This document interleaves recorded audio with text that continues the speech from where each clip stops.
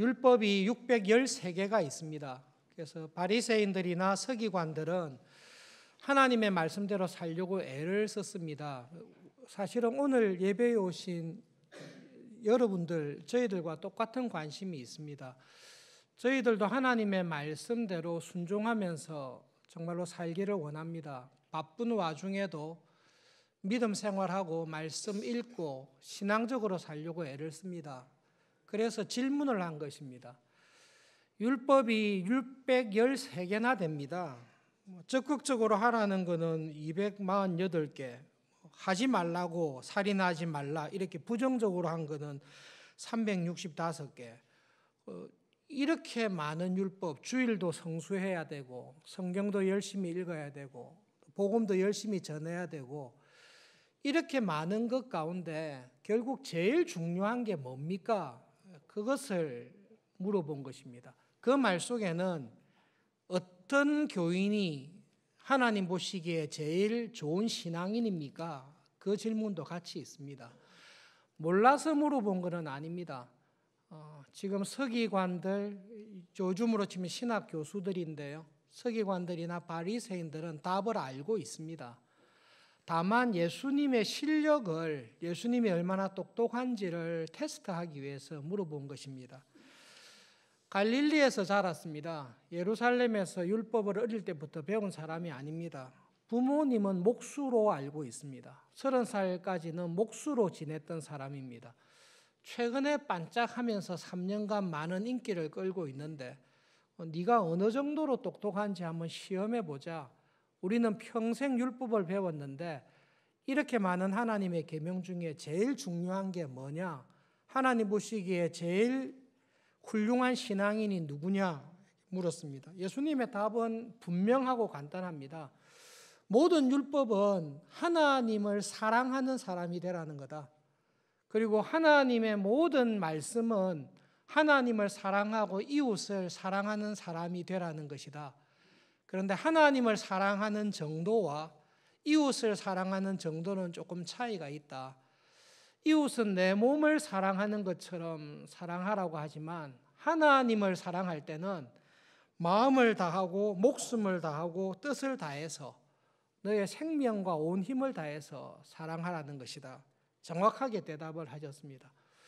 우리가 오늘 말씀을 통해서 하나님 앞에서 돌아보아야 될 부분이 있습니다. 하나님을 우리도 사랑하면서 믿음으로 살려고 애를 씁니다. 그런데 요구하시는 게 좀 너무 심합니다. 하나님을 사랑할 때에 나의 마음을 다하고 뜻을 다하고 사랑해라. 그렇지, 진심으로 사랑해야 되니까 맞는데 나의 목숨을 다해서 내 목숨을 잃어버리는 한이 있어도 내가 죽는 한이 있어도 하나님을 사랑하라라는 말씀입니다. 하나님을 지금처럼 사랑하는 것도 사실 훌륭한데 내 생활을 볼 때에 주일날 주일 성수하고 바쁜 와중에 아이들과 직장 생활 속에서도 이렇게 교회 봉사하며 살아가는 것도 사실은 훌륭한데 하나님의 요구는 그 정도가 아니라 너의 인생을, 너의 생명을, 삶을 다 희생하더라도 하나님을 사랑하는 것이 먼저 돼야 된다. 그 사랑을 요구하십니다. 그래서 왜 내가 내 모든 것을 다 바쳐서 하나님을 사랑해야 되냐? 하나님께서는 왜 이렇게 무거운 짐을, 힘든 계명을 나에게 요구하시나? 우리에게 있는 질문입니다. 여기에 대해서 그릇된 대답이 있습니다. 의외로 우리들이 이 그릇된 대답을 가지고 살아갈 때가 있습니다. 하나님의 그릇된 대답이에요. 잘 들으셔야 돼요. 그릇되게 오해한 교인들은 이게 하나님의 계명이 어렵고 힘들어도 그래도 이 세상 사는 동안에 잘 지키고 순종하고 희생하면 하나님의 나라에서 더 큰 칭찬과 내가 고생한 것과 비교할 수 없는 큰 상급을 하나님께서 주시기 때문이다. 그래서 지금은 이 땅에서 잠깐 살 때 힘들고 괴로워도 잘 견디고 말씀을 지키면 하나님 나라에서 큰 보상, 영원한 보상이 있기 때문에 지켜야 된다. 그렇게 생각하는 것입니다. 그렇게 생각하시면 여러분 하나님 앞에서 정말로 회개하시고 그 생각에서 고치셔야 됩니다. 첫 번째로는 두 가지로 불가능한데요. 첫 번째로는 하나님께서 보상하고 하나님 나라에서 갚아줄 만큼 하나님의 율법을 온전히 지키는 게 여러분 불가능합니다. 그것을 꼭 기억하셔야 됩니다. 오늘 예배를 인도하는 목사님께서 하나님의 계명 하나를 읽었습니다. 도둑질하지 말라라는 말씀을 하셨습니다. 도둑질하고 싶은 마음이 있어도 이 계명을 잘 지키면 상을 받습니다. 보상을 받습니다. 그런데 도둑질하지 말라라는 계명을 통해 하나님께서 요구하신 것을 보십시오. 하나님은 도둑질과 강도질뿐 아니라 모든 종류의 속임수와 간계를 도둑질로 간주하십니다.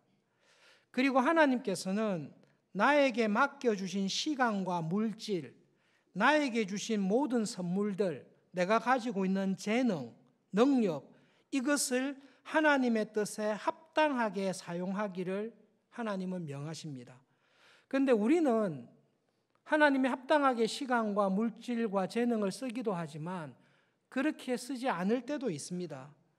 하나님은 나에게 주신 물질과 선물을 어려운 중에 있는 가난한 이웃을 도우며 살라고 말씀하시는데 우리는 항상 그렇게 살지 않습니다.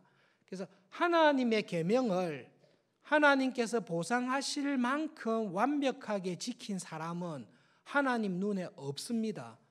그렇기 때문에 하나님의 계명을 잘 지키면 하나님 나라에서 큰 상으로 보상받을 것이다라고 할 때에 보상받을 만큼 율법을 완벽하게 지킨 사람은 한 사람도 없습니다. 두 번째로 그게 불가능한 것이 연로하신 부모님을 모시고 있는 자녀를 생각해 보십시오. 부모님이 까다롭고 힘들어도 그 부모님을 참고 인내하고 간호하는 사람이 있습니다. 그래서 어떻게 그렇게 까다로운 부모님을, 시부모님을 또 까다로운 어르신을 그렇게 잘 돌봅니까? 그렇게 했을 때 이게 부모님이 살아계시는 게 얼마 안 남았는데 몇 년간 내가 꾹 참고 잘 돌보면 어머니께서 유산을 많이 주실 거예요.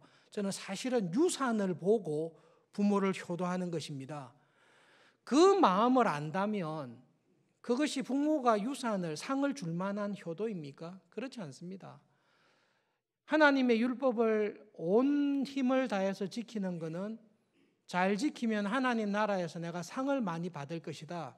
그것은 불가능한 일이고 합당하지 않습니다. 그러면 내가 왜 내 목숨을 다해서 하나님의 율법을, 하나님의 말씀을 지키면서 살아야 됩니까? 십계명 서문에 613개의 율법을 10개로 딱 요약하면 십계명이 됩니다. 그 율법의 서문에 왜 하나님을 목숨을 다해서 사랑하며 율법을 지켜야 되는지 말씀하십니다. 나는 너를 애굽 땅 종되었던 집에서 구원하여 된 너의 하나님, 너의 창조주일 뿐만 아니라 너를 구원한 구원자가 되기 때문이다 말씀하십니다. 왜 하나님을 내 목숨을 다해서 사랑해야 됩니까? 하나님께서 먼저 자신의 온 마음과 온 힘과 자기의 생명까지 버리시면서 나를 먼저 사랑하셨기 때문에 그렇습니다. 여러분, 하나님을 내가 왜 그렇게까지 사랑해야 됩니까? 무슨 이유로 내가 그렇게 해야 돼요? 물었을 때 하나님께서 나를 먼저 그렇게 사랑하셨습니다. 그렇기 때문에 여러분, 우리가 지금 이 자리에 와 있습니다. 그 사랑을 받지 않고 이 자리에 온 사람은 우리 가운데 한 사람도 없습니다. 우리가 잘 아는 말씀입니다. 하나님이 세상 사람 나를 이렇게 사랑하셨습니다. 최고로 사랑하셨습니다. 자기의 독생자를 십자가에 내어 주어서 우리를 하나님의 자녀로 삼으시고 죽을 수밖에 없는, 영원히 죽을 수밖에 없는 상태에 있던 우리를 생명을 주셔서 하나님의 자녀로 삼으셨습니다. 하나님께서 내가 어떤 상태에 있을 때 사랑했습니까? 로마서 5장 8절에 이렇게 말씀합니다. 우리가 아직 죄인이었을 때에, 하나님을 향해 여전히 비난하고 하나님을 무시하고 하나님을 사랑하지 않고 살아가던 죄인으로 살아갈 그때에 하나님께서 나를 이유 없이 사랑하셨습니다. 그리고 그런 나를 불쌍히 여겨서 자기의 아들 삼기 위해 그리스도를 십자가에 내어주셨습니다. 하나님을 왜 그렇게 사랑해야 됩니까? 결론적으로 사도 요한이 이렇게 말합니다. 하나님의 사랑이 먼저 우리에게, 나에게 이렇게 나타났습니다. 하나님께서 자기의 하나밖에 없는 성자를, 독생자를 이 세상에 보내시고 십자가에 죽게 하신 것은 그 독생자의 희생을 통해, 죽음을 통해 나를 살리려 하심입니다. 사랑은 우리가 하나님을 사랑한 것이 아니라 하나님이 우리를 사랑하사 나의 죄를 속하고 나에게 하나님의 자녀가 되는 생명을 주시기 위해 그 아들을 보내셨습니다. 하나님께서 예수님을 보내셨을 때 자기의 모든 것을 다 주셨습니다. 자기의 생명까지, 자기의 온 마음과 힘을 다해 나에게 사랑을 주셨습니다. 그래서 하나님께서 우리에게 이렇게 말씀하십니다. 내가 내 온 마음과 온 힘과 나의 생명을 다해서 너를 사랑했으니 나도 너가 나를 그렇게 사랑하며 살기를 원한다. 그리고 그렇게 사랑하며 살기는 길이 무엇인지 율법을 통해 우리에게 보여주셨습니다. 여러분, 신앙생활 할 때 이게 제일 어려운 문제입니다. 하나님의 은혜와 사랑이 이게 청량할 수 없기 때문에 우리에게 감동으로 오지 않습니다. 그런데 말씀을 열심히 꾸준히 읽을 때, 철야기도나 새벽기도나 기도의 자리에 들어와서 하나님의 은혜를 묵상하며 간절히 기도할 때에 성령 하나님께서 한 번씩 우리 마음 가운데 사람의 머리로 이해할 수 없는 하나님의 은혜와 사랑이 나에게 어떻게 쏟아부어졌는지를 성령님께서 한 번씩 깨닫게 하시고 우리 마음을 확 뒤집어 주실 때가 있습니다. 여러분, 지금 말씀드리는 것은 실화일 수도 있고 예화일 수도 있습니다. 친구 목사님의 설교를 통해서 듣고 확인을 했는데요. 여러 가지 인터넷에 있는데 실화일 수도 아닐 수도 있습니다. 실화를 근거로 소설을 각색했을 수도 있습니다. 그러나 이 예화를 통해서 메시지는, 하나님의 사랑에 대해서 우리가 생각할 메시지는 분명히 줍니다. 한번 들어보십시오. 의사였던 사람이 자기의 불효에 대해 때늦은 후회를 한 내용입니다. 초등학교 시절에 자기는 어머니가 되게 싫었습니다. 어머니는 시장에서 산에서 나무를 캐서 밤새도록 집에서 나무를 다듬어서 시장에서 나무를 파는 볼품없는 가난한 어머니였습니다. 어머니는 유난히 늙어 보였고 특별히 어머니에게 싫었던 것은 추리하고 볼품 없을 뿐만 아니라 사고로 인해서 다리를 쩔뚝거리면서 걸어 다니고 있었습니다. 그 어린 초등학생 마음에 그런 어머니가 너무 싫었고 시장 구석에서 장사하면서 물건을 하나 더 팔기 위해서 애쓰는 그 구차한 모습 자체가 자기에게는 어머니가 참 부끄러웠습니다. 하루는 어머니가 학교를 방문했는데요. 선생님에게 잘 다듬은 나물 한 봉지를 드리기 위해서 왔습니다.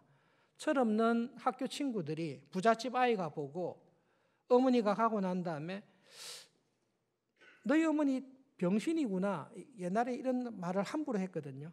어머니 쩔뚝거리는 모습을 흉내내면서 너 엄마는 병신이구나, 그 말에 화가 나서 그 친구를 때리고 나왔습니다.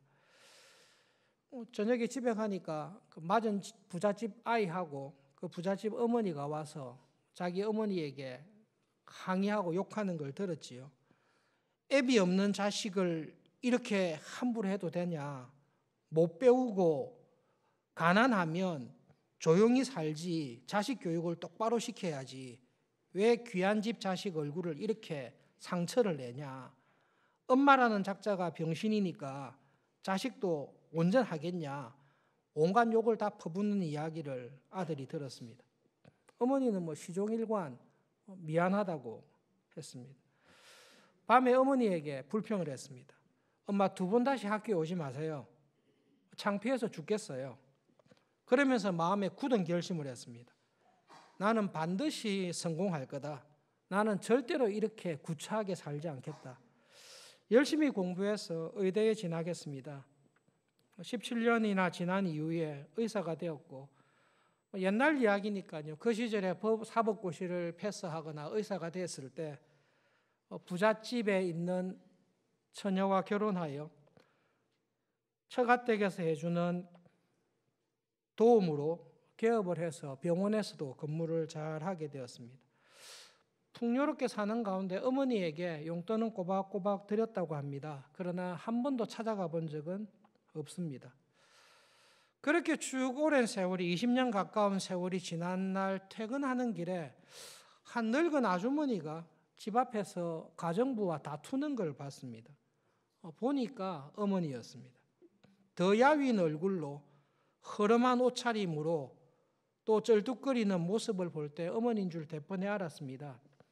가정부가 있어서 숨기고 살았기 때문에 어머니가 아들의 이름을 부르며 잘 지냈냐라고 물었을 때에 가정부 보기에 창피해서 사람 잘못 보셨습니다. 다른 사람 집에 찾아오셨네요. 하고 돌려보냈습니다. 양심의 가책이 한 달간 계속됐다고 합니다. 그래서 한 달 이후에 몰래 어머니가 하는 시장에 가봤습니다. 한 아주머니가 어머니에게 나무를 팔면서 물었어요. 할머니는 자식이 없습니까? 어머니가 그 아주머니에게 이야기했습니다. 우리 아들 서울의 병원에 의사로 잘 지내고 있습니다. 자꾸 나하고 같이 살자고 계속 이야기하지만 내가 싫다고 하고 있어요. 내가 살면 얼마나 산다고 자식 신세를 지겠어요. 요즘도 자꾸 올라오라고 애를 쓰는데 아이고 뿌리치느라고 나는 힘듭니다. 우리 아들 같은 효자는 세상에 둘도 없습니다. 양심의 가책을 받아서 어머니 몰래 가난한 집에 가서 돈 봉투를 어머니에게 드리고 왔습니다. 1년 이후에 자기를 관심을 가졌던 담임 선생님에게서 어머니께서 소천하셨다라는 말씀을 듣고 담임 선생님 만나러 왔습니다. 담임 선생님께서 낯익은 나물 보따리를 한 개 주셨어요. 어머니가 항상 들고 다니셨던 나물을 이렇게 운반하셨던 그 보따리인데요. 그 나물 보따리 안에는 뜻밖에도 돈이 들어 있었습니다. 담임 선생님께서 하신 말씀이 네 어머니가 너에게 꼭 주고 싶어 했던 선물이다. 그리고 어머니는 항상 너에게 참 더 잘해주지 못해서 항상 미안한 마음을 가지고 있었다. 그러면서 어머니가 남기신 선물과 어머니의 유언을 전해주셨습니다. 근데 그 유언을 통해서 이 아들이 자기가 몰랐던 사실을 알게 됐습니다. 사실 이 아들은 이 어머니가 낳은 아들이 아니었다라는 것을 알게 됐습니다. 사실 이 어머니와 아버지는 자식이 없이 오랫동안 살고 있었는데요. 어느 날 집에 가는 길에 퇴근길에 쓰레기통을 뒤지고 있는 아주 갓난 어린 고아를 보았습니다. 그래서 이 고아이니까 이 부부가 입양을 해서 자기 아들처럼 키우기로 했습니다. 그래서 늦게 얻은 아들이라 생각해서 근데 두 분이 어려운 가운데 일을 하니까 항상 일하는데 데리고 간 거죠. 아이가 일하는 옆에서 공사장에서 놀다가 철근이나 이런 게 무너지면서 애가 다칠 위험이 있을 때 어머니가 그 아이를 구하기 위해서 뛰어들고 아버지도 어머니와 아들을 구하기 위해서 뛰어들었다가 그 사고로 아버지가 돌아가셨습니다. 그리고 그 사고로 어머니가 그때부터 한쪽 다리를 절게 되었습니다. 그래서 혼자 된 어머니에게 주위 사람들이 이야기를 했죠. 혼자 못 키웁니다. 고아원에 아이를 보내서 잘 자라도록 해야 됩니다. 그런데 어머니는 정말로 이 아들을 자기 목숨보다 사랑해서 끝까지 버리지 않고 맡아서 키웠습니다. 그러다가 이제 암인 줄 알고 마지막으로 성공한 아들을 보고 싶어서 물어 서울에 와서 아들의 집을 찾아갔는데 그때 아들이 모른다고 한 거죠. 그래서 어머니께서 돌아오셔서 선생님에게 유언과 사실을 남기고 죽었다라는 일화가 있습니다. 사실인지 아닌지 알 수는 없지만 우리가 이런 예화들을 통해서 한 가지 기억할 것은 있습니다. 어머니 제가 매달 꼬박꼬박 용돈을 드렸잖아요. 그리고 필요할 때 특별히 돈을 드렸잖아요. 그 정도로 어머니를 사랑하고 챙겼으면 되지. 왜 그런 모습으로 내한테 찾아와서 어머니라고 이야기하고 나를 창피를 줍니까? 하나님, 내가 주일마다 예배를 드립니다. 그래도 나는 매일 성경 말씀을 읽고 기도도 합니다. 그리고 교회에서 어느 정도의 봉사를 하고 직분자로 섬김이로 나름대로 신앙생활을 열심히 하려고 합니다. 그런데 하나님, 이 정도로 사랑하고 믿음 생활하면 되지. 하나님은 왜 나에게 내 목숨을 다하고 내 온 힘을 다하고 내게 있는 모든 것을 다 바쳐서 그렇게까지 하나님을 사랑해야 된다고 왜 그렇게 요구하십니까? 그거는 좀 심하지 않습니까? 우리는 그렇게 물어볼 수 있습니다. 거기에 대해서 이 어머니가 자녀에게 이렇게 동시에 물어볼 수 있습니다.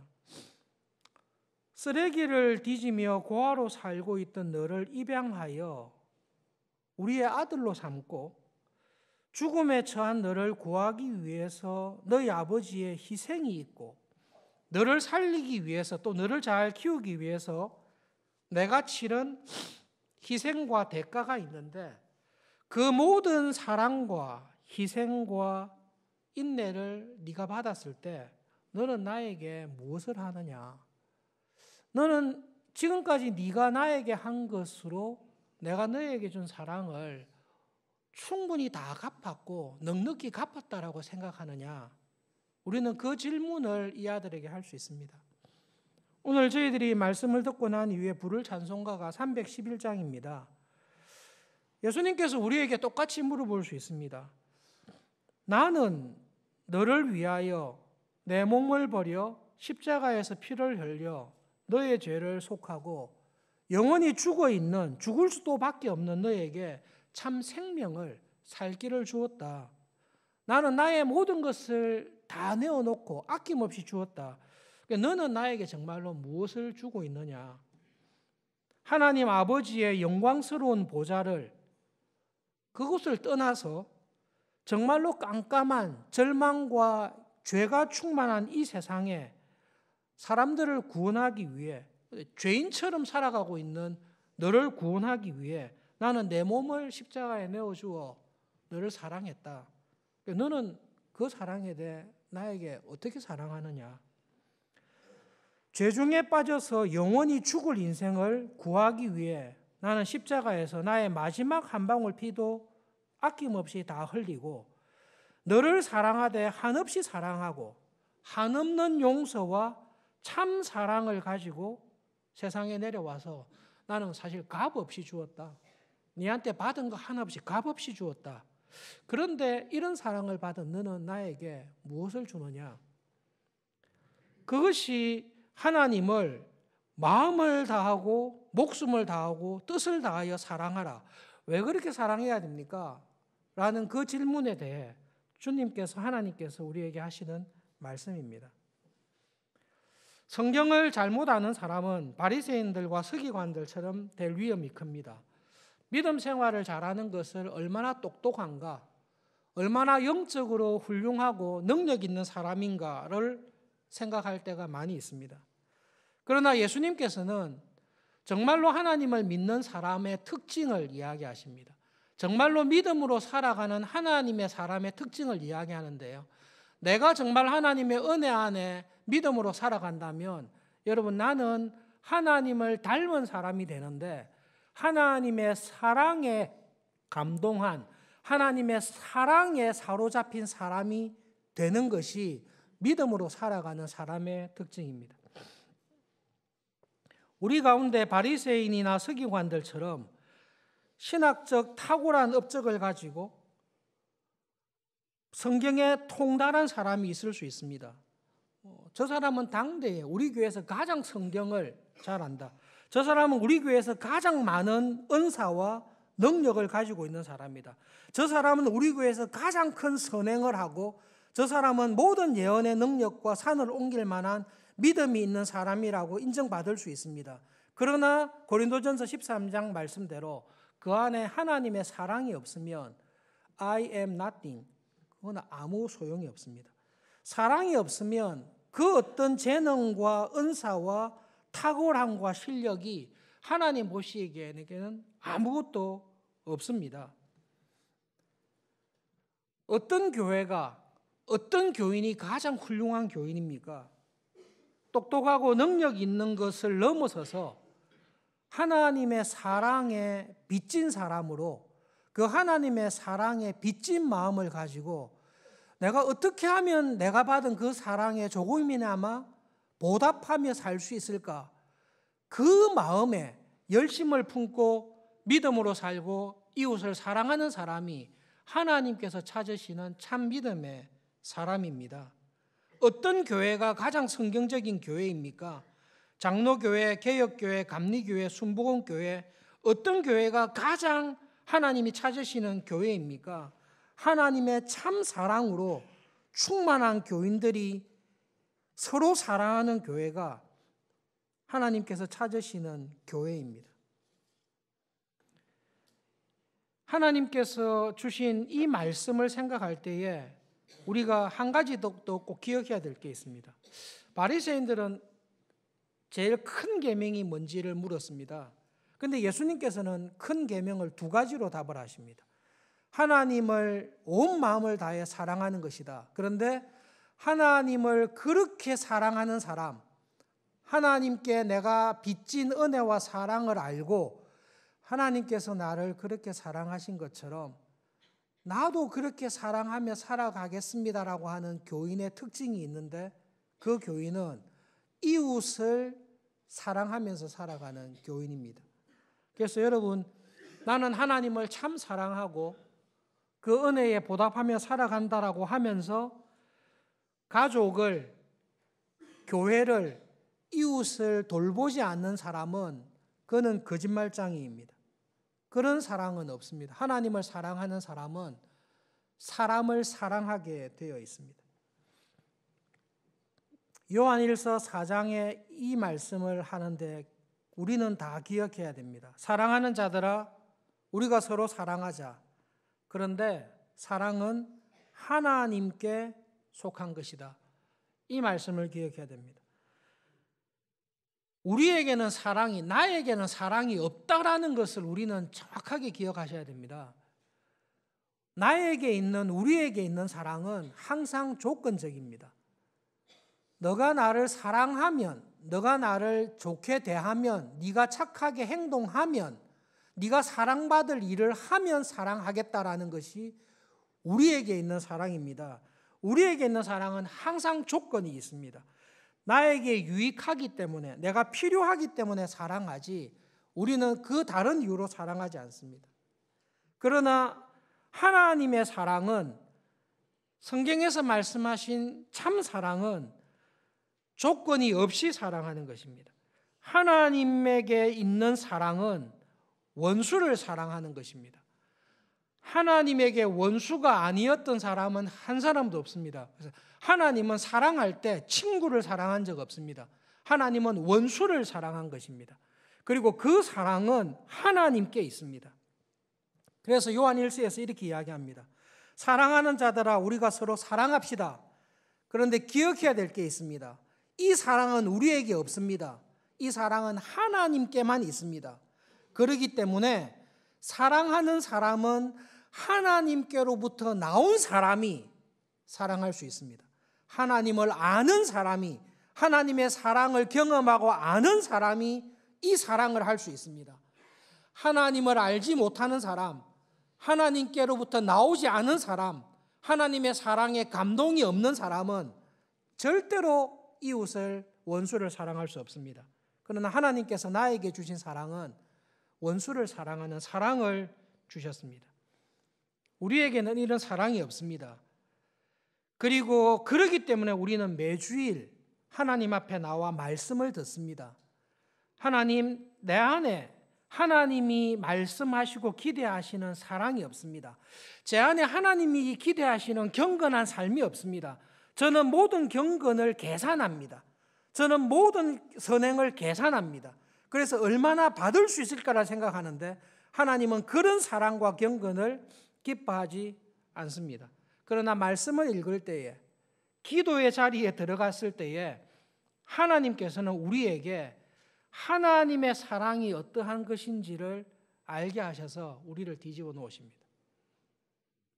그래서 여러분, 사랑의 원자탄 손양호 목사님이나 교인들 가운데 진짜로 가족과 이웃과 교인을 사랑하는 사람을 보시면 하나님의 사랑에 감동된 사람이 교회를 사랑하고 이웃을 사랑합니다.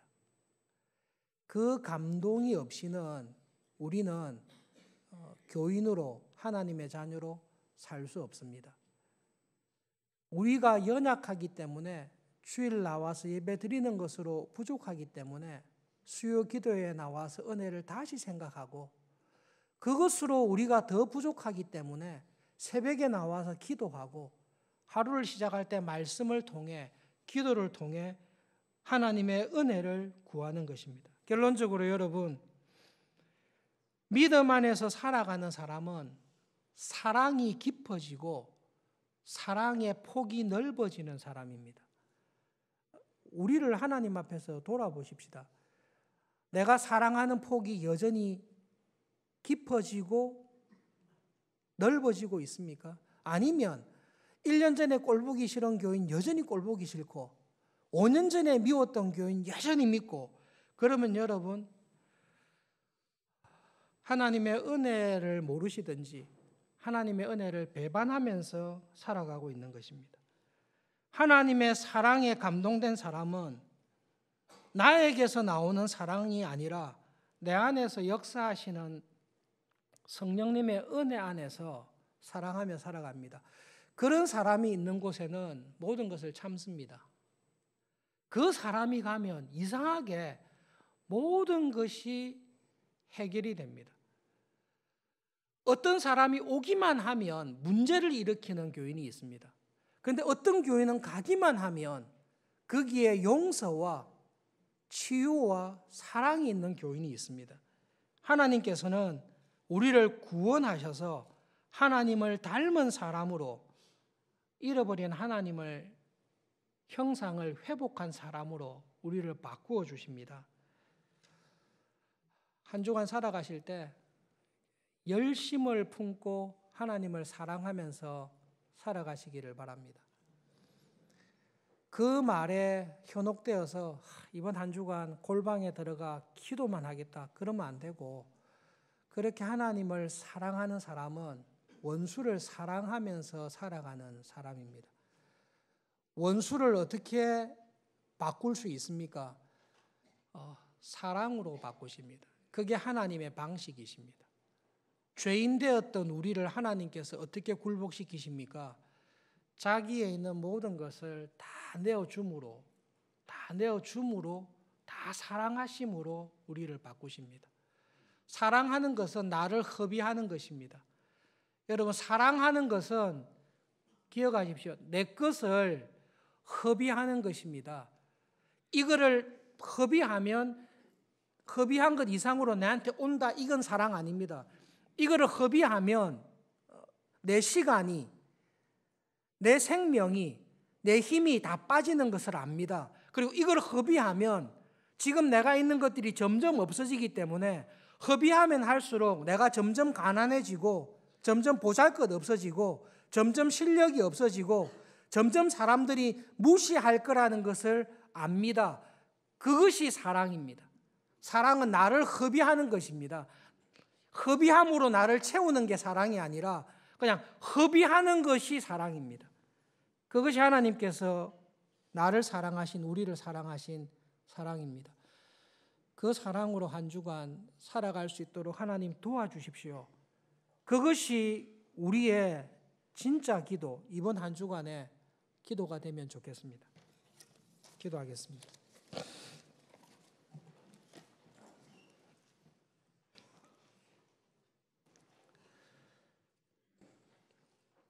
마음을 다하고 목숨을 다하고 너의 모든 힘을 다해 하나님을 사랑하라라는 말씀을 기억합니다.